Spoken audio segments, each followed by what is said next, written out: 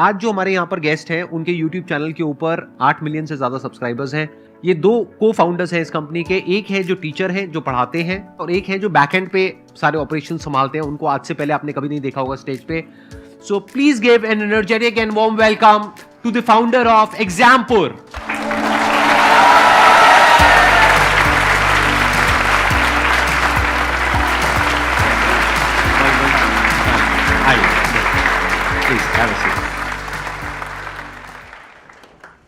ऐसा लग रहा है कि जैसे सपना ऐसा कुछ सच हो गया हो, बिकॉज जब मैंने बीटेक की थी और जब बीटेक की शुरुआत की थी तो मैं थोड़ा सा गांव के इलाके से ज़्यादा था, तो हमें कुछ मतलब उतना होता नहीं था। तो फर्स्ट टाइम जब कोई मोटिवेशन वीडियो आप देखते हैं, कुछ यूट्यूब चलाना सीखते हैं, कुछ ऑनलाइन आते हैं, तो सबसे पहले आप ही को देखा जाना अपना जो कॉलेज की लैब होती थी IT लैब, उसमें यही दिखते रहते थे।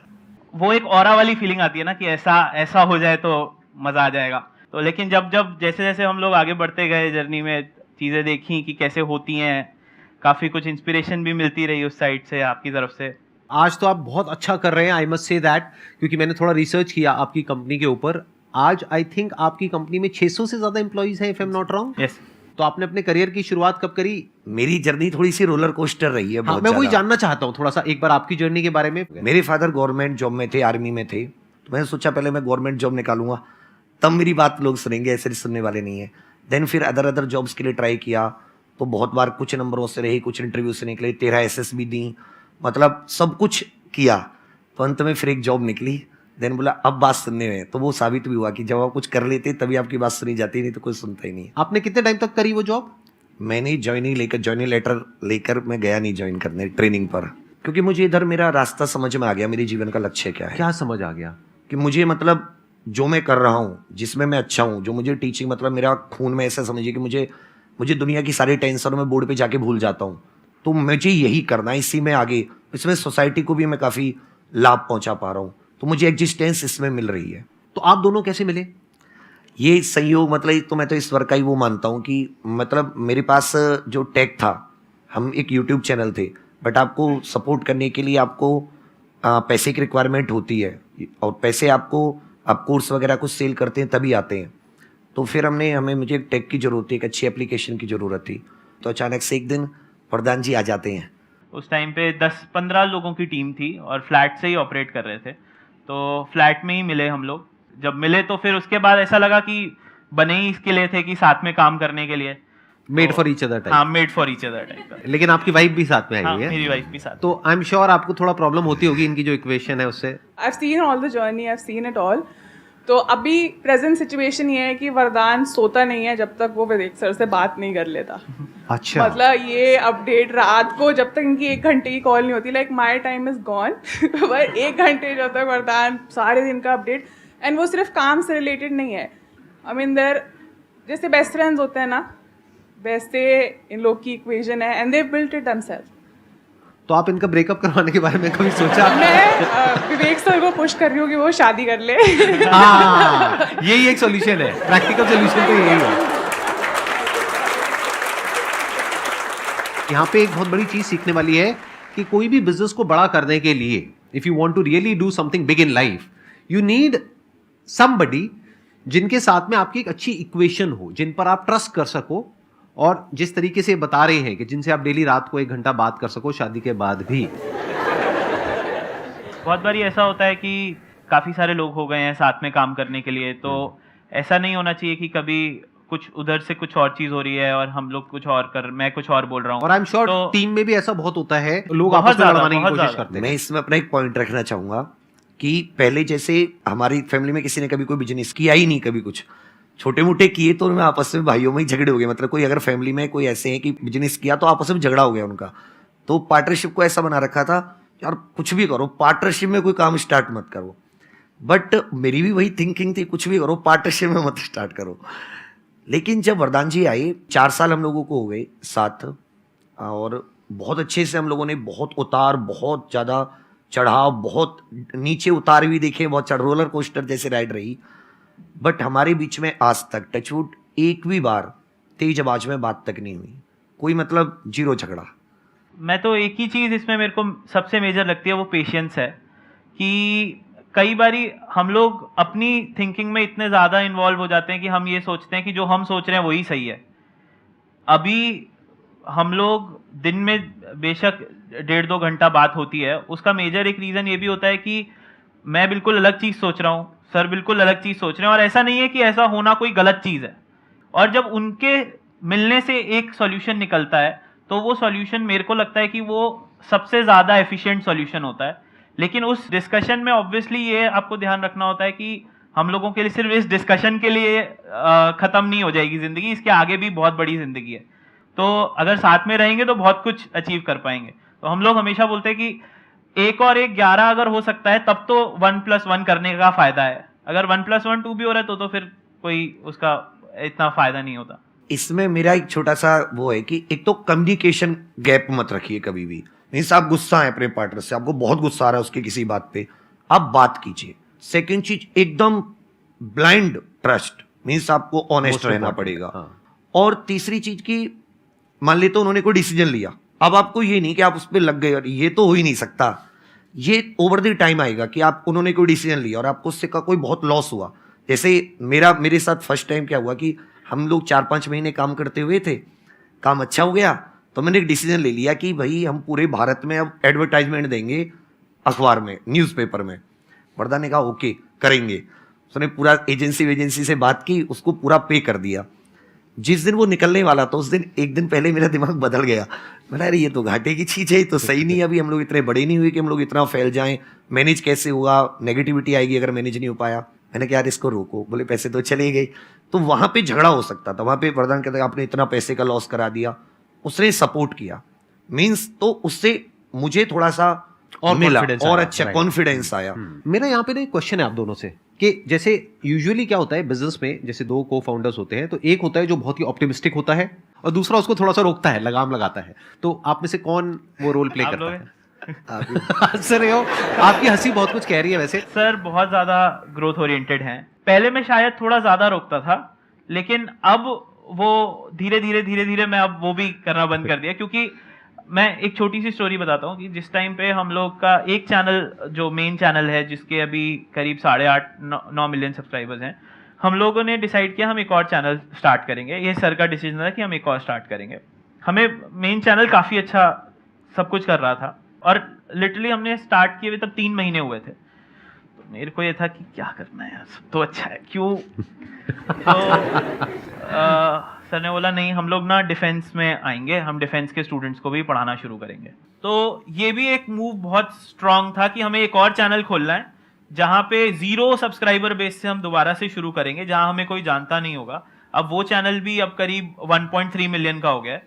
तो उस टाइम पे वो सोचना कि अब हम डिफेंस के स्टूडेंट्स को भी पढ़ाना शुरू करेंगे, और वही है रीजन कि आज हम लोग ऑलमोस्ट 26 चैनल्स में डाइवर्सिफाई कर चुके हैं। और टोटल आपके कितने सब्सक्राइबर्स हैं अगर सारे चैनल्स को मिला लिया जाए तो? करीब अभी 16 मिलियन सब्सक्राइबर्स हैं। 16 मिलियन सब्सक्राइबर्स हैं यूट्यूब पे।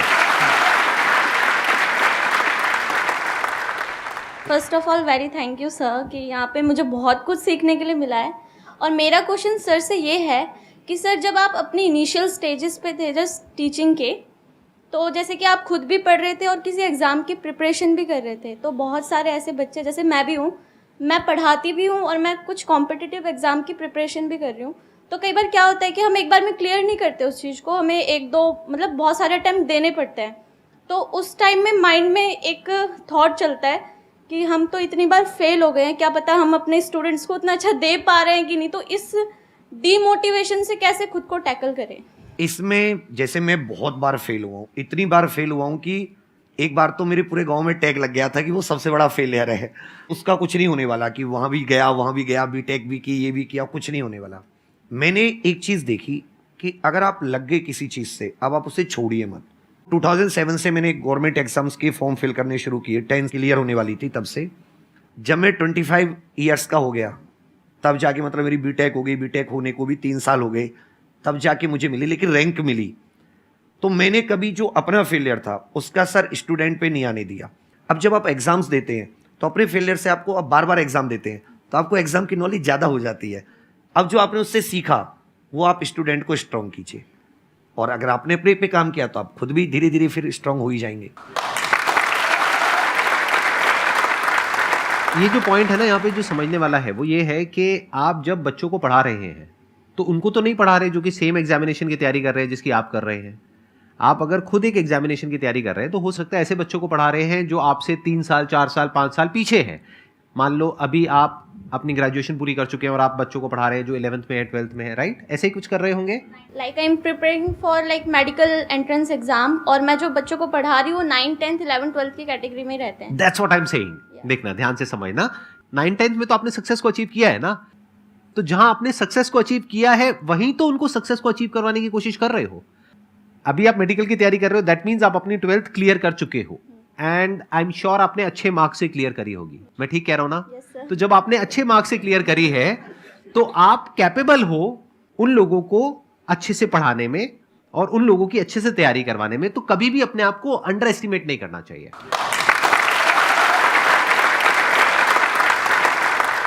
अच्छा, मैं थोड़ा सा जानना चाहूंगा आपके लाइफस्टाइल के बारे में कि आज आप लोगों का लाइफस्टाइल कैसा है, क्योंकि इसमें मुझे बड़ा इंटरेस्ट आता है।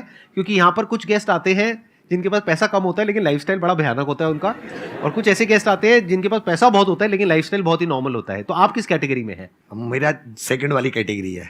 मीन्स आराम से मस्त रहिए, ज्यादा चीजें खट्टी नहीं है मेरे पास। मैं ज्यादा ये वो ये भी मतलब गाड़ी फेरारी बंगला, वगैरह वो सब नहीं है कुछ आपके नहीं। पास में? अपना बस स्कॉर्पियो खरीदी, उसके अलावा कोई बड़ी ऐसा कुछ नहीं।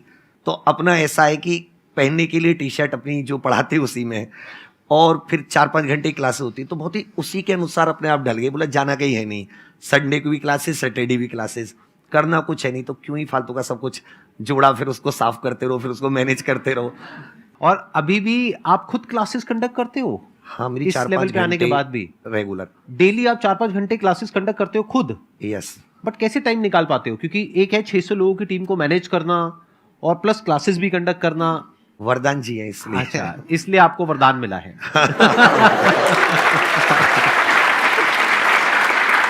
आप अपने लाइफस्टाइल के बारे में कुछ बताना चाहोगे कि मतलब आपका क्या लाइफस्टाइल है? आप किस चीज में बैठ के आ रहे हो इससे बहुत ज्यादा फर्क पड़ता नहीं है, लेकिन आप क्या सोचते हो इससे बहुत ज्यादा फर्क पड़ता है। पढ़ते पढ़ते थक गया हूँ सर, अब क्या करूँ? एक मिनट। सर लेना चाह रहे हैं इस क्वेश्चन को। ये पढ़ाते पढ़ाते नहीं थके, 12 घंटे के मैराथन सेशंस करते हैं और आप पढ़ पढ़ के थक गए, ये क्या बदतमीजी है? हाँ, फिर भी आप बताइए। अब आप पढ़ाना शुरू कीजिए।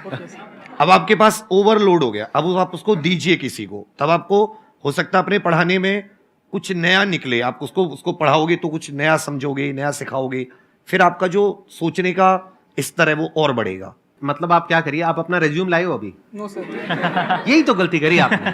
आपके सामने कौन बैठे आपको खुद नहीं पता है। 600 लोग काम करते हैं इनकी कंपनी में, अपना रिज्यूम ला करके देना चाहिए था कि सर मैं पढ़ते पढ़ते थक गया हूँ, अब मुझे पढ़ाना है। तो पढ़ाना है तो एग्जामपुर में जाओ, जा करके पढ़ाओ, सीधी सी बात। Thank you. ठीक है, जवाब मिल गया आपको? Yes sir. तो क्या आप पढ़ाओगे? Yes sir. पक्का? पक्का सर। देख लो। देख लिया सर। कहाँ? यूट्यूब पे? यस। सर मैं ये पूछना चाहता हूँ, जैसे MS धोनी है वो अपनी फील्ड से अलग हो गए लेकिन उनकी जगह कोई नहीं ले सकता। ऐसे संदीप महेश्वरी सर है, वो अपनी फील्ड से अलग हो जाएंगे, उनकी कोई जगह नहीं ले सकता। ये किंग मेकर वाली थिंकिंग ये कैसे डेवलप की जाती है कि कैसे बनाए कि हाँ अगर मैं इस फील्ड में हूँ, मैं छोड़ के जाऊंगा तो हमेशा ये फील्ड खाली रहेगी मेरे बिना? ये तो आपका डेडिकेशन ही तय करेगा कि आप उसमें कितने लंबे रुकने वाले, क्योंकि आप छाप तभी छोड़ सकते हैं जब आप उसमें लंबे रुकेंगे। और आप लंबे रुकेंगे और आप प्लान के साथ स्टार्ट करेंगे, और आपको होगा कि मुझे उस लक्ष्य है, इस प्लान करोगे तो आपके पास मंजिल भी होगी, कोई ना कोई गोल भी होगा, उसमें आप लंबे रुकेंगे, देन आप अपनी एक जगह स्थित बना लेंगे, फिर आप सोच पाएंगे कि अब कोई जगह नहीं ले सकता। बहुत बढ़िया बात है। तो आपका जो क्वेश्चन है उसका एक पॉइंट हमको मिला, लंबे रुकना है, यानी कि लाइफ में अप्स भी आएंगे और डाउन्स भी आएंगे।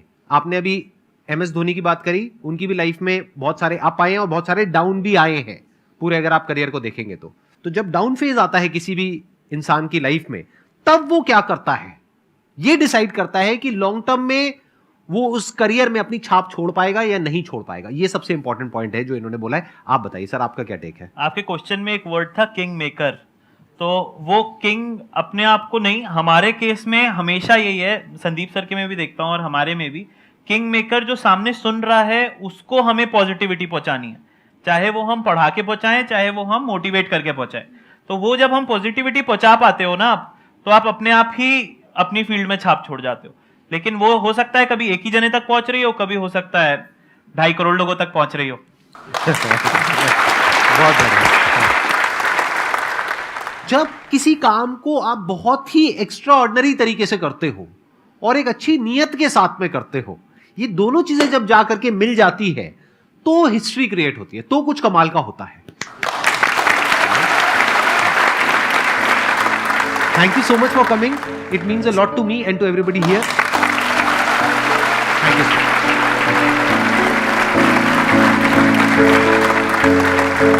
you.